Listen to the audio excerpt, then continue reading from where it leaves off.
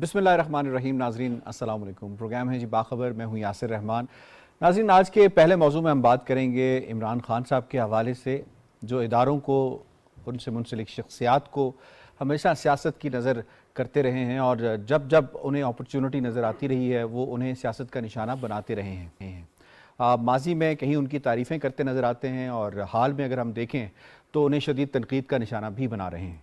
खान साहब असल में इदारों पर सियासत करके क्या हासिल करना चाहते हैं, इस पर हम बात कर लेंगे। सबसे पहले पैनल से आपका तारुफ करवा देते हैं जनाब।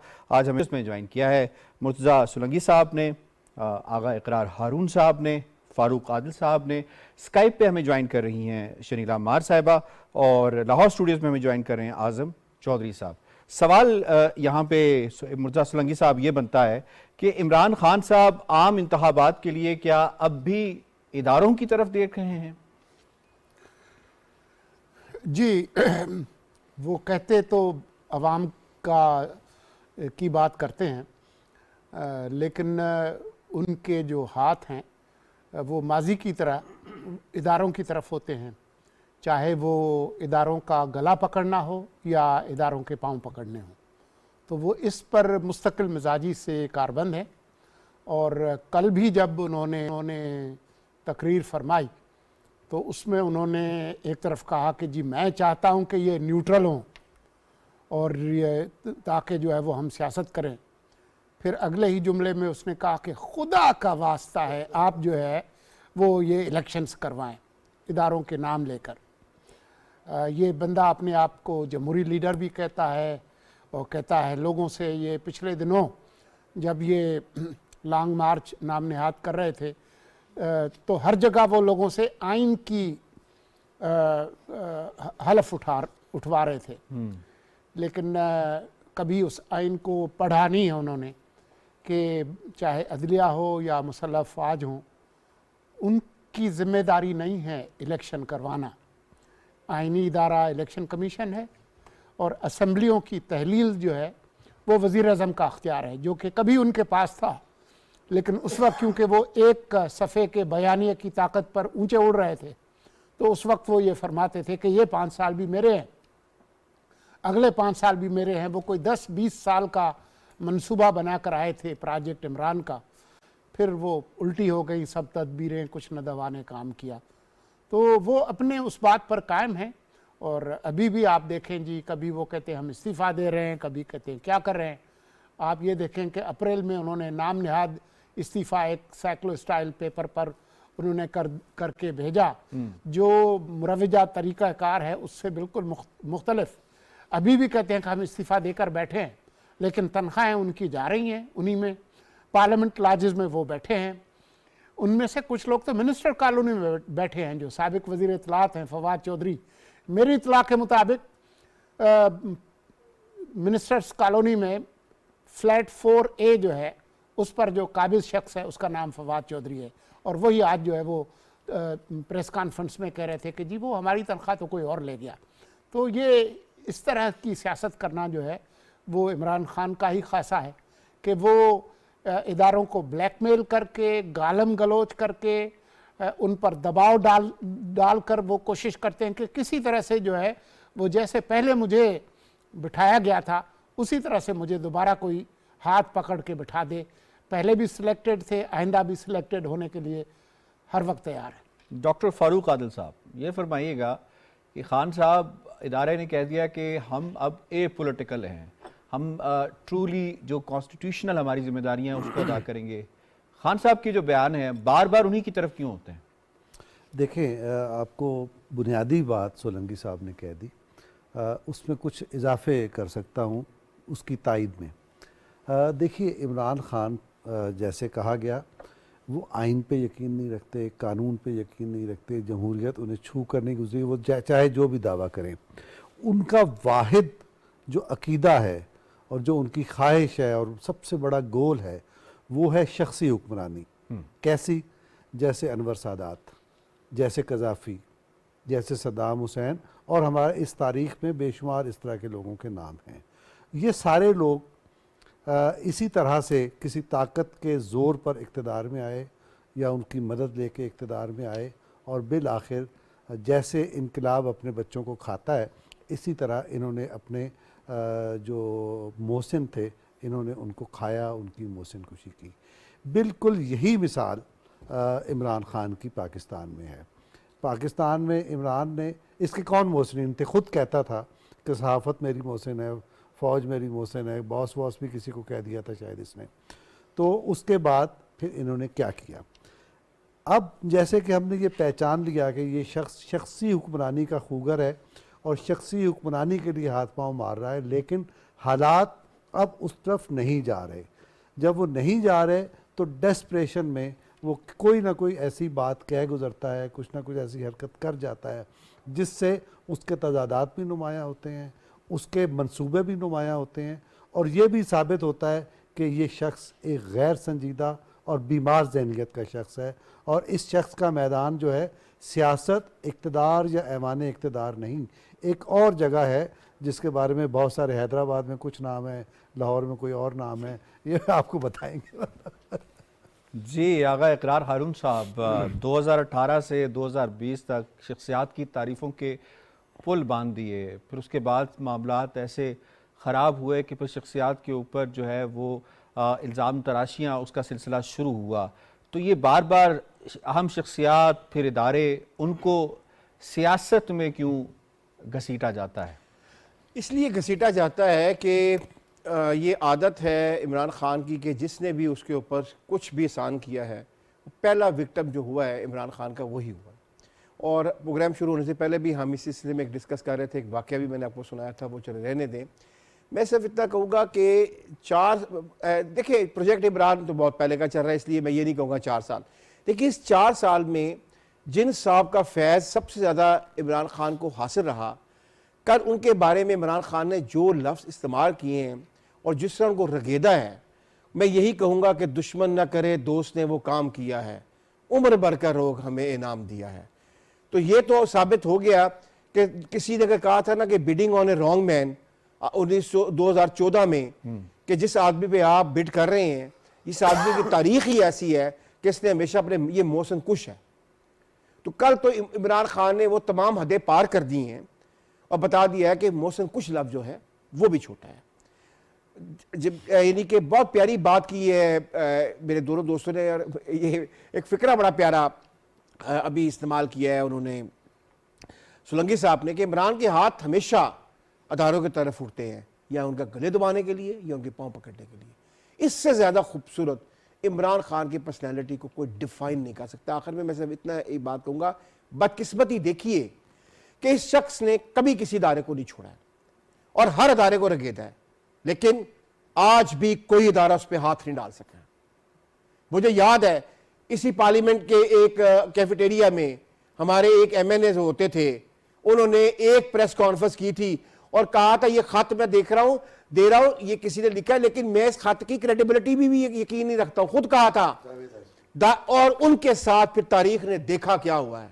सही, आज तक वो शख्स अपनी नॉर्मल हालत में नहीं है। एक तरफ तो वो है, यानी कि मेरे ख्याल में आप समझ गए होंगे कि मैं किन की बात कर रहा हूं, और दूसरी तरफ ये शख्स जब उठता है अदारों का नाम लेता है, जब उठता है अदारे को गाली निकालता है, लेकिन आप देख लें कोई इदारा उस पर हाथ डालने को तैयार नहीं है। एक जुमला मुझे कहना है, जी प्लीज ऐड। इतना कहना है कि कल के स्टेटमेंट जिसको हम डिस्कस कर रहे हैं उसमें एक ऐसी बात है जिसको अभी डिस्कस नहीं किया गया। इमरान ख़ान ने ये कहा कि हम मकबूजा कश्मीर में इंसानी हकूक़ का रोना रोते हैं, लेकिन पाकिस्तान में कौन से इंसानी हकूक़ है? यानी इमरान ख़ान ने पाकिस्तान जैसे जमहूरी मुल्क का मवाजना मकबूजा कश्मीर में, जहाँ दुनिया की एक गासिब कुव्वत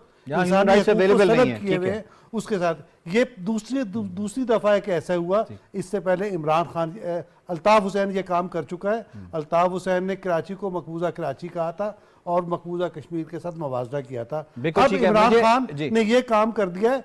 खुदा के वास्ते किधर है अदालतें, किधर है पार्लियामेंट, किधर है हमारे इदारे जो ऐसे गद्दारों के साथ यानी सरफे नजर कर रहे हैं? सही है, एक लफ्ज ऐड करूंगा। सही, आपका पॉइंट आ गया। मुझे ना आज़म चौधरी साहब को भी इन्वॉल्व करना है, उसके बाद फिर मैं वापस भी आपके पास आता हूँ। आगा साहब ये बताइएगा, आज़म चौधरी साहब, क्या इदारों का नाम बार बार इस्तेमाल करना, उन्हें बार बार रगेदना महज शख्सी फायदे के लिए है?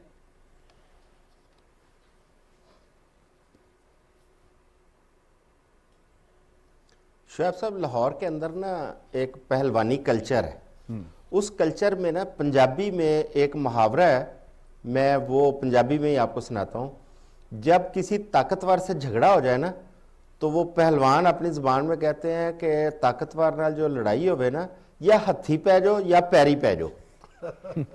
ये खान साहब की पॉलिसी है। कभी वो गिरबान को आते हैं, कभी पाँव में पड़ते हैं। अब खान साहब खुद कंफ्यूज हैं कि खान साहब ने करना क्या है। खान साहब को समझ नहीं आ रही। वो उनकी कंफ्यूजन की वजह से आप देखें कि वो सियासी तौर पे बेतहाशा नुकसान उठा चुके हैं, उनकी पार्टी बेतहाशा नुकसान उठा चुकी है। अगर वो सियासी तौर पर कंफ्यूजन का शिकार ना होते तो शायद आज उनको इस नौबत पे ना आते। अदारों के हवाले से देखें, हम पीछे तक जाते हैं तो अदारों के तारीफ़ों के पुल बांधे जाते थे, कभी जनाब शख्सियात की तारीफ़ें की जाती थी। मेरे साथी जी सारा कह रहे हैं बिल्कुल ऐसे ही था। तो अभी जब उनका मकसद हल होता है जिस अदारे से, उसकी तारीफ़ें शुरू हो जाती हैं। जिस अदारे में इंसाफ और कानून के तकाज़ों को सामने रखते हुए कोई ऐसा फ़ैसला आता है तो वहाँ पे खान साहब उसको मलाइन करना शुरू कर देते हैं। अब बात यह है कि खान साहब की इस पॉलिसी से ख़ुद तो वो सियासी तौर पर नुकसान उठा ही उठा रहे हैं, लेकिन आप ये देखें कि मुल्क को कितना नुकसान पहुँच रहा है। इस वक्त हमारी इकॉनमी, क्योंकि हम बहुत बुरे तरीके से इस वक्त इकॉनमी को संभालने में लगे हुए हैं, और खान साहब इस किस्म के बयानात दे के चीज़ों को मज़ीद डिस्टेबलाइज करते हैं। जब आपको दुनिया को दिखाते हैं कि मुल्क के अंदर पॉलिटिकल स्टेबिलिटी नहीं है, तो साथ ही दूसरा मैसेज ये होता है कि इकोनॉमिक स्टेबिलिटी भी नहीं है। खान साहब को या तो फैसला करें, या बाहर जाएं या अंदर आएँ असम्बलियों के अंदर। आपने एक पाँव अंदर रखा हुआ है, एक पाँव बाहर रखा हुआ है। ना आप अंदर रह पा रहे हैं, ना आप इस्तीफ़े जो आपके वो मंजूर हुए हैं, ना आप सूबाई असम्बलियों के अभी तक फैसला कर पाए हैं कि क्या आपने रखनी है क्या छोड़नी है। लिहाजा इस कन्फ्यूजन से उनको निकलना पड़ेगा, क्योंकि वो कन्फ्यूजन से नहीं निकलेंगे तो मेरा नहीं ख्याल कि अगले आने वाले इलेक्शन में खान साहब को सियासी फ़ायदा भी हासिल कर पाएंगे। सही है। शनीरा अमार साहबा, खान साहब कंफ्यूज हैं या अपनी पॉलिसी और स्ट्रेटजी में बहुत क्लियर हैं कि जब उन्हें कोई फ़ायदा हो इदारे से तो तारीफ़ करो, और जब फ़ायदा ना हो तो फिर इल्ज़ामात और उसके बाद फिर उनके ऊपर हमलावर हो जाओ? जी, खान साहब फ्रस्ट्रेट है इस वक्त। जो उनकी सियासत नजर आ रही है वो फ्रस्ट्रेशन का शिकार नजर आ रही है। वैसे तो उनकी सियासत जो है वो तजादात का मजमुआ है, उनके कोलो फेल का जो तजाद है वो तो अवाम को भी नजर आना शुरू हो गया। आज भी वो एक कॉलेज में तालिबात के साथ ऑनलाइन खिताब कर रहे थे, तो तालिबात वहां से उठ के चली गई, तो खान साहब खाली कुर्सियों के साथ खिताब कर रहे थे, क्योंकि जाहिर है कौन वो एक घिसी पिटी पुरानी तकरीर और झूठ सुनते रहेंगे कितनी देर तक। खान साहब की फ्रस्ट्रेशन इसलिए है, एक तो जो उनको आईनी तरीके से इक्तदार से निकाल दिया गया है, वो तवक्को नहीं कर रहे थे निकलने की। वो तो अपने आप को ताहयात वजीर आज़म इस पाकिस्तान का समझ रहे थे, तो जब वो निकले हैं तो उनकी फ्रस्ट्रेशन बढ़ गई। फिर उनकी फ्रस्ट्रेशन का लेवल बढ़ता जा रहा है जैसे जैसे उनकी करप्शन के केसेस सामने आ रहे हैं। देखिए, तोशाहाना का एक स्कैंडल हमारे सामने आया, और उसके अलावा तोशाहाना का केस इलेक्शन कमीशन में गया तो खान साहब नाअहल हुए। इलेक्शन कमीशन ने वो केस जो था वो कोर्ट में भेजा कि इस पे फौजदारी मुकदमा जो है उसकी कार्रवाई चलाई जाए, तो आज उसका भी फैसला एडिशनल सेशन जज ने दे दिया कि जी काबिल समात है, और 9 जनवरी को उन्होंने खान साहब को तलब कर लिया कि जाती हैसियत में सामने आ जाए।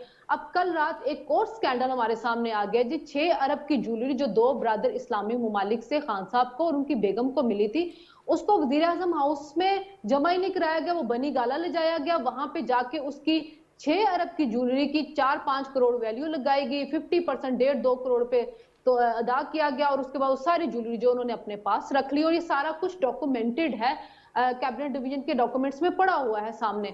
इसके ऊपर भी कार्रवाई होगी। फिर साइफर का मामला जो हमारे सामने आ गया और डिलीक्स का, इस पे भी कार्रवाई होगी।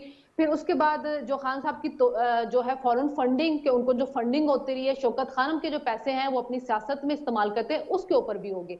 तो खान साहब को ये सारी चीजें जो है वो नजर आ रही है, उसकी वजह से उनकी फ्रस्ट्रेशन का लेवल जो है बढ़ रहा है। देखिए, जब आप हुकूमत में थे तो आप हमें बताते थे कि जो ये एक साहब हैं जिनके बारे में कल वो बात कर रहे थे कि ये इनसे अच्छा कोई आया ही नहीं आज तक, ये इतने जमहूरी हैं, ये न्यूट्रल हैं, इनसे अच्छे कोई है ही नहीं। लेकिन जब आप निकल गए हैं, आपको याद है कि न्यूट्रल जानवर होता है, और कल ही आप फिर दोबारा कह रहे थे इदारों को कि न्यूट्रल रहे, और दूसरी ही लाइन में आप उनको कह रहे हैं कि जी आप इलेक्शन करवाएं। तो जो इदारों को आप कह रहे हैं कि न्यूट्रल रहे, तो किस आइन के तहत आप उनको कह रहे हैं कि इलेक्शन करवाएं? तो खान साहब को भी समझ कुछ भी नहीं आ रही है कि मैं करूं क्या, लेकिन प्रेशर बढ़ाने के लिए वो हर रोज एक कार्ड भी खेल देते हैं, जो अपना आखिरी कार्ड वो असेंबलियों से तहलील करने का खेल चुके हैं, उस पर तो तारीख पे तारीख दे रहे हैं। अभी तक हमारे सामने तारीख को फाइनल आई तारीख पे तारीख, अब- ठीक है शर्मिला जी, साहब, आपका आखिरी पॉइंट, अब- जी आपका पॉइंट आ गया। आखिरी जी। अभी 17 को उन्होंने एक लिबर्टी चौक में करना है खिताब, उसमें फिर उन्होंने एक तारीख दे देनी है। तो अब देखते हैं कि शायद वो आखिरी तारीख होती है कि नहीं, या उसके बाद भी हम मजीद इंतजार करने की पॉलिसी पे हम मजीद लोगों को इंतजार करेंगे उसके बाद, या नहीं करेंगे। आगा साहब कुछ आप ऐड करना चाह रहे थे प्लीज। बिल्कुल, मैं ये सॉरी, बात ये है कि जो बात की थी फारूक आदिल साहब ने, आप ये देखें कि शीरीन मजारी साहब ने एक लेटर लिखा यूनाइटेड नेशन को, और उन्होंने कहा कि पाकिस्तान में ग्रॉस ह्यूमन राइट्स वायलेशन हो रही हैं। वो मैं हैरान हूं कि क्या एक पाकिस्तानी यूनाइटेड नेशन को एक लेटर लिख सकता है कि पाकिस्तान के खिलाफ यूनाइटेड नेशन एक्शन ले। ये जो इन्होंने ये बात की फारूक आदिल साहब ने रेफरेंस टू अपना यानी कि मकबूजा कश्मीर और पाकिस्तान, लेकिन क्या, मैं फिर वही बात करता हूँ यासिर साहब, मेरे दो दोस्त बैठे हुए हैं, शनीरा साहिबा बैठी हुई है वहां लाहौर में, चौसा बैठे हुए हैं, मुझे कुछ मेरी मदद करें समझाने के लिए कि आज तक क्या शरीन मजारी के खिलाफ कोई एक्शन हुआ है? नहीं हुआ है।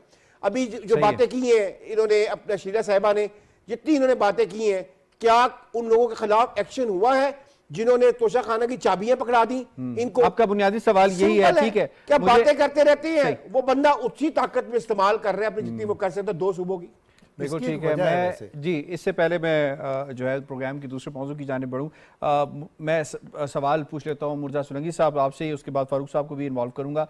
लॉन्ग मार्च और इस्तीफ़ों के तनाजुर में जो PTI की सियासत है वो तनाज़ात का मजमुआ लगती है। कभी लॉन्ग मार्च के हुसूल के ऊपर इनसे सवाल पूछे जाते हैं कि जी क्या हासिल क्या हुआ इससे, फिर इस्तीफ़ों की बात आए दिन होती है, कभी कौमी असम्बली की, कभी बाकी।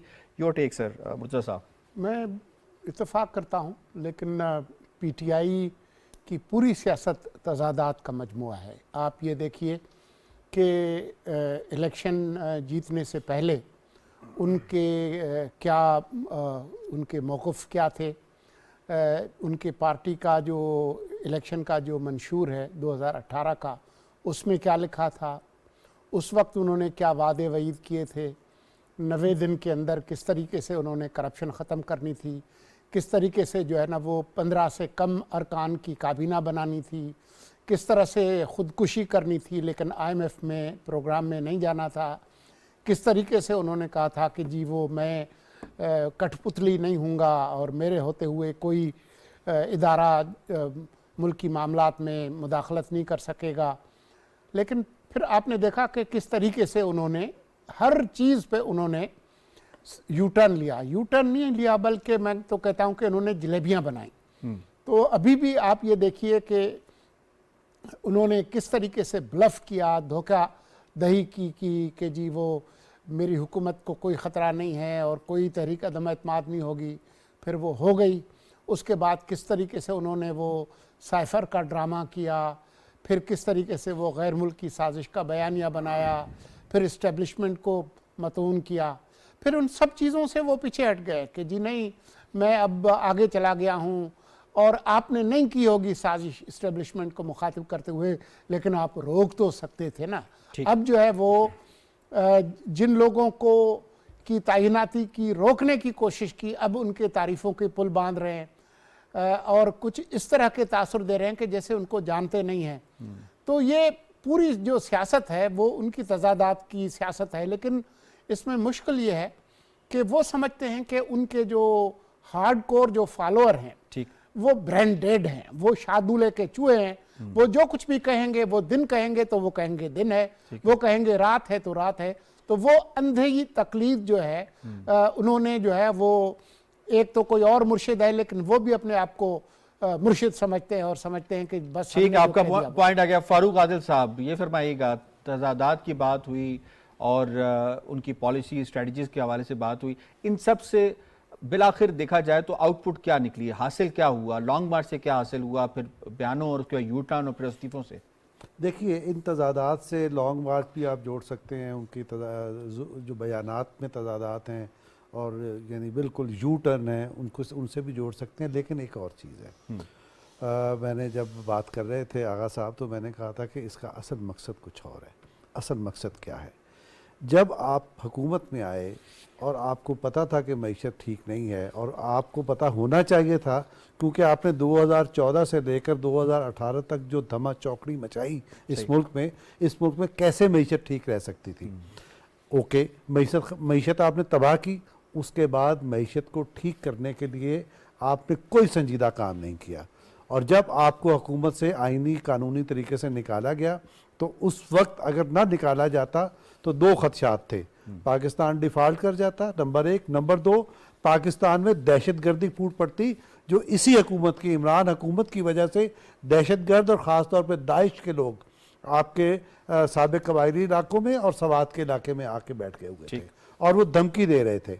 अब आप ज़रा इसको जोड़ के देखिएगा, सॉरी, ये अगर हो जाता, पाकिस्तान डिफ़ाल्ट हो जाता, दहशतगर्द सर उठा लेते, अगर ये हुकूमत बरकरार रहती तो क्या होता? ठीक है, आपके पास आलमी इदारे, आलमी ताकतें आती और कहती कि ये मुल्क एटमी असासे रखने का अहल नहीं है, मुदाखलत हो जाती। ये मुदाखलत का एक रास्ता ये था, दूसरा रास्ता वो है जो शीरी मज़ारी साहिबा ने उठाया है। तो ये है तो मकसद असल जिसकी वजह से ये सारी कहानी हो रही है, वो अभी तक इसी साजिश पर अमल पैरा है।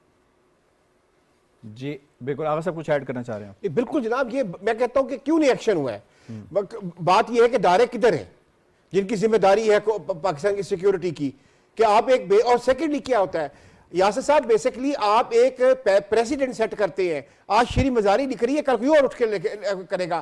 फिर मेरा मकसद है कि हमारे यहाँ पे देखिए, हर दुनिया के हर मुल्क के बीच में फॉल्ट लाइन्स होती हैं, कोई मुल्क ऐसा जिसमें सोशल फॉल्ट लाइन्स ना हो। हाँ, लेकिन अपने इदारे भी तो होते हैं ना। तो फिर बात यह कि मैं तो अभी देख रहा हूं, मैं तो रियासत की तरफ देख रहा हूं कि मुझे रियासत कब इन एक्शन नजर आती है उन लोगों के खिलाफ जो पाकिस्तान के खिलाफ ये साजिशें कर रहे हैं।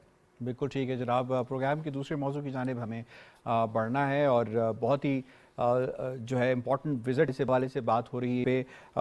ताजिकिस्तान के सदर इमाम अली रहमान जो पाकिस्तान के दौरे पर हैं, उनकी बड़ी अहम मुलाकातें भी हुई हैं। आज मुश्तरका प्रेस कॉन्फ्रेंस भी हुई है वज़ीर आज़म शहबाज शरीफ के साथ, और दोनों लीडर्स ने मिलकर आगे बढ़ने पर इत्तफ़ाक़ किया है। और ये इत्तफ़ाक़ राय सिर्फ मईशत पर मबनी नहीं है, ये दिफा पर भी है, ये जो इंफ्रास्ट्रक्चरल बिल्डिंग है उसके ऊपर भी है, ये एनर्जी के हवाले से भी है। और ये जो मुलाकातों का सिलसिला है सदर इमाम अली रहमान के हवाले से, वो आपको बता चलें कि उनकी जो मुलाकात हुई है वो साबिक़ सदर आसिफ अली ज़रदारी से भी हुई है, वज़ीर दिफा से भी हुई है। और पाकिस्तान और ताजिकिस्तान के दरमियान जो पोटेंशियल है वो काफ़ी वसी पोटेंशियल है, और इस पोटेंशियल को एक्सप्लॉइट करने की ज़रूरत है।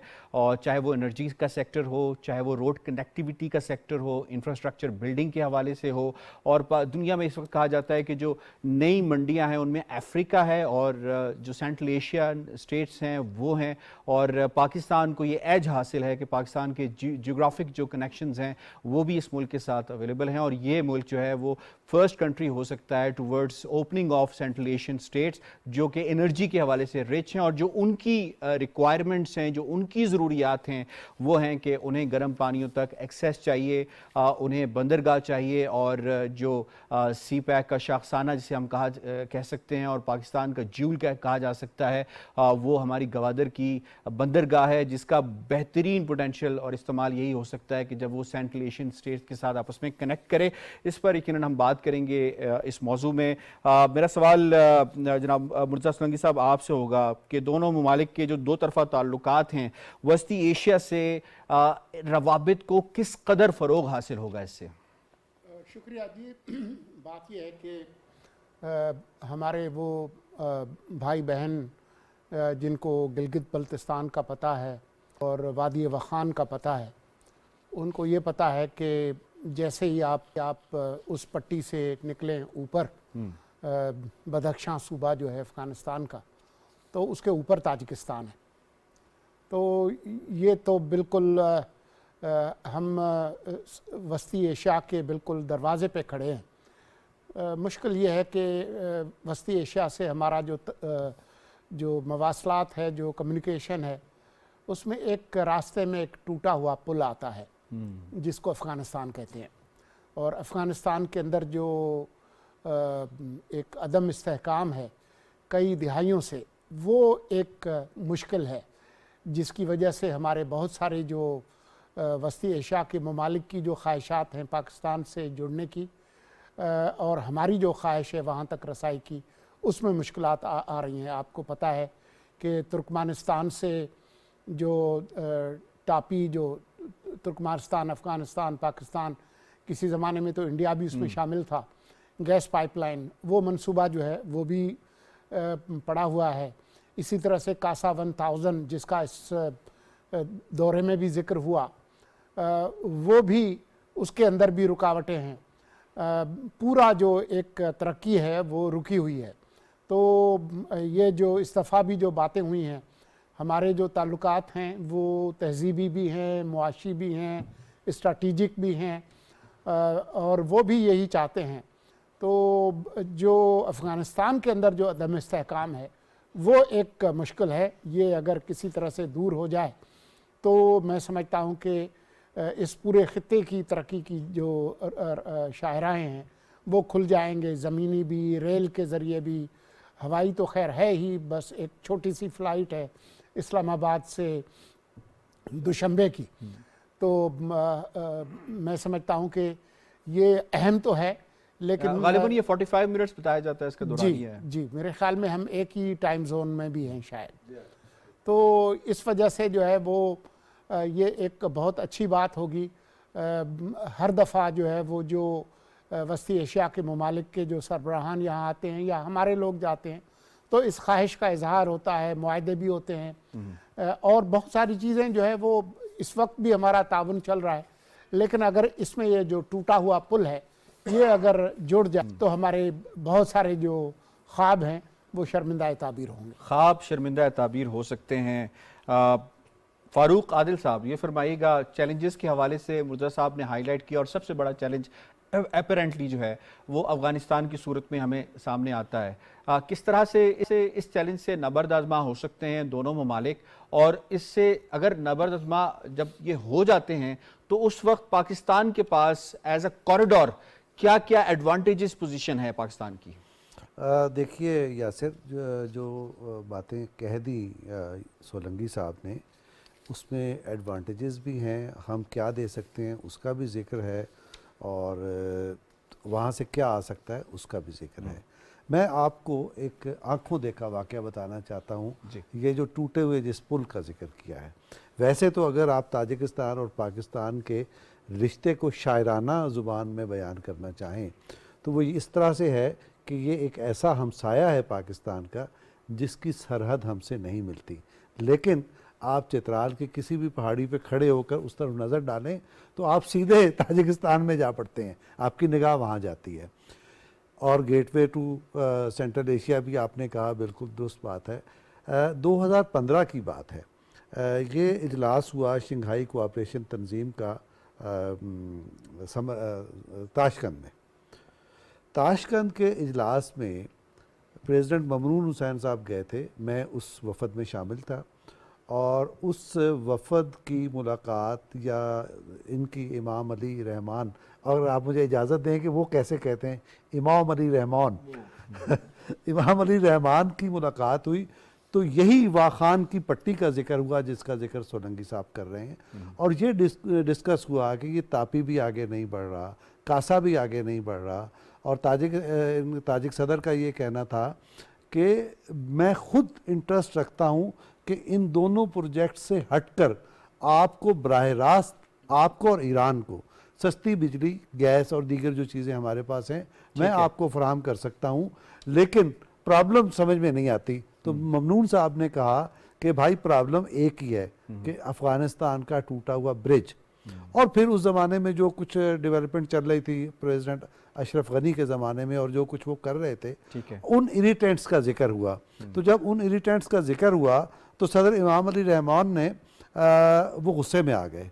उन्होंने कहा कि ये अजीब आदमी है, और उन्होंने कुछ ख़ास लफ्ज़ भी इस्तेमाल किए थे कि ये ना अपना भला चाहता है ना ये हमारा भला चाहता है, ये कैसा आदमी है, ये ज़रा मुझे मिले मैं इसे सीधा कर दूंगा। तो वो इतने पाकिस्तान के साथ रिलेशन के मामले में वो इतने जज्बाती, इतने पुरखुलूस और इतने अच्छे हैं।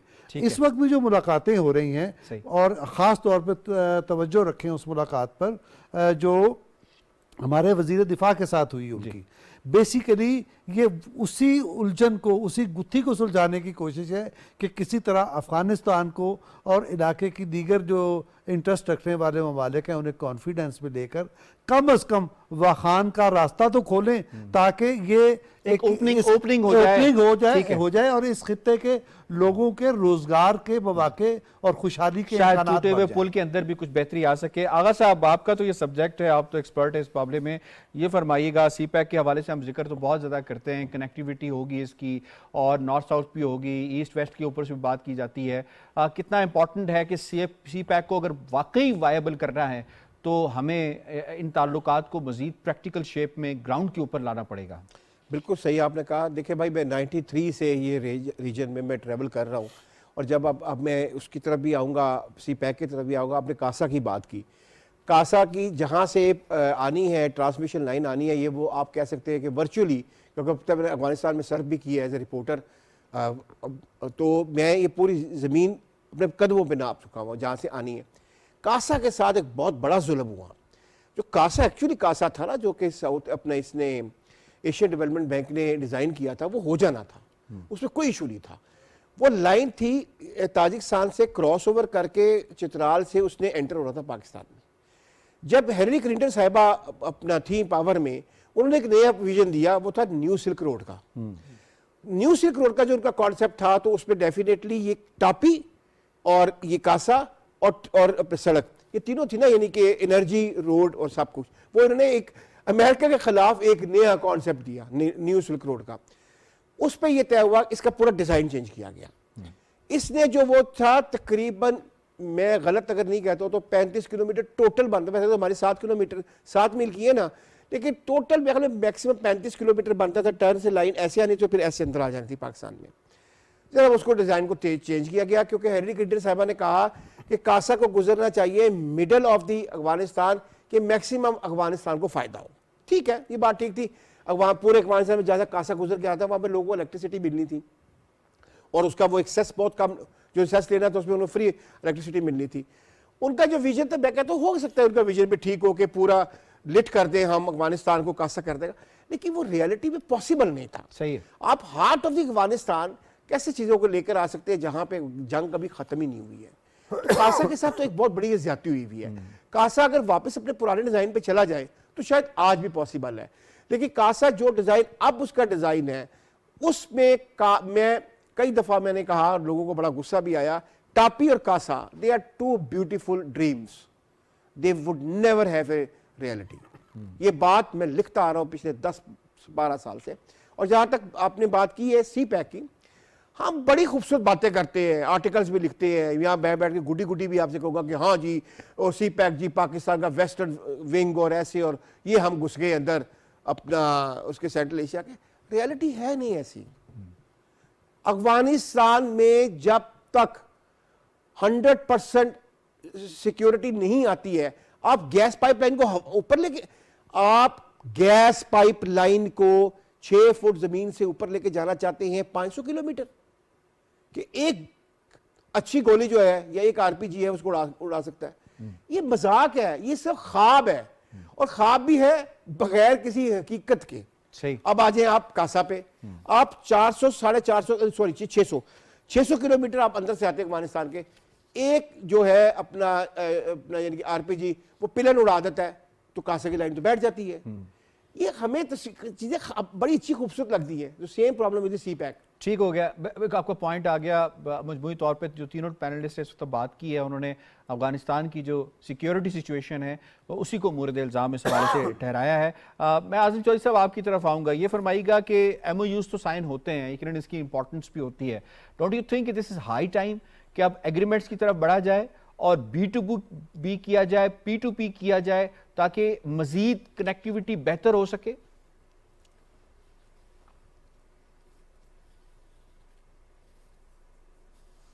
जी, इस एग्रीमेंट का एक तो मैं समझता हूँ कि पाकिस्तान को हमें बहुत बड़ा एक फ़ायदा जो पहुँचा है ना।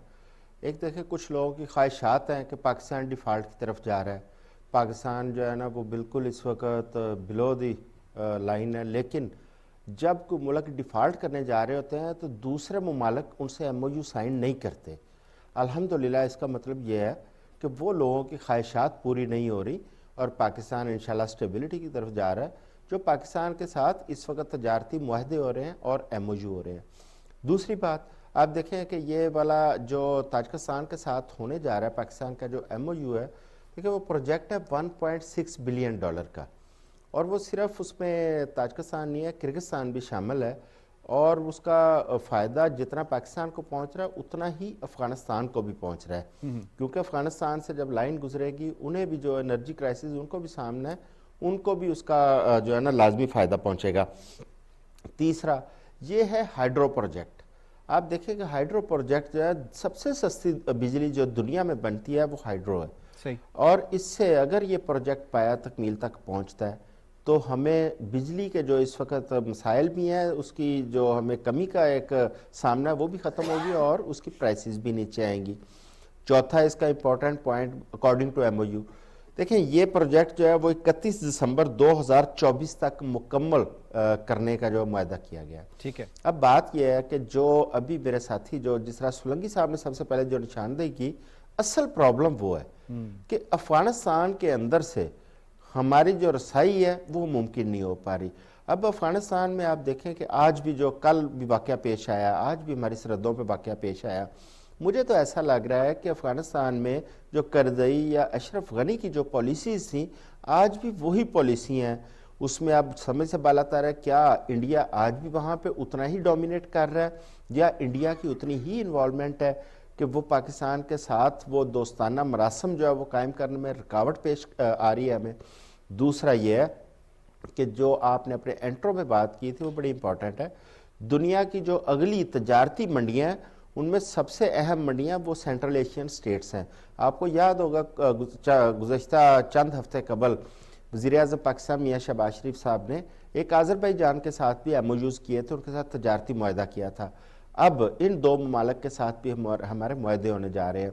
अगर हम अफ़गानिस्तान के अंदर हमारी रसाई यकीनी बना पाए हम और वहाँ पे कुछ अमन कायम हो जाए तो मैं समझता हूँ कि हमें इससे ज़्यादा अच्छी मंडियाँ वो दस्तयाब नहीं हो सकती, और जिससे ना सिर्फ कि हमारी अपनी इकोनॉमी को बहुत बड़ा एक सहारा मिलेगा, उससे अफगानिस्तान को भी फ़ायदा पहुंचेगा और उन ममालिक को भी फ़ायदा पहुंचेगा, क्योंकि वहाँ तक हमारी बाई रोड रसाई होनी है जो कि अखराजात बहुत कम होंगे और हम भी वहाँ पे सस्ता माल फराम कर पाएंगे और वो भी हमारे साथ जो है ना सस्ते दामों तजारत कर पाएंगे। ठीक है। शनीला अमार साहिबा, ये फरमाइएगा, पाकिस्तान जियो इकोनॉमिक स्ट्रेटजी को अब फॉलो कर रहा है।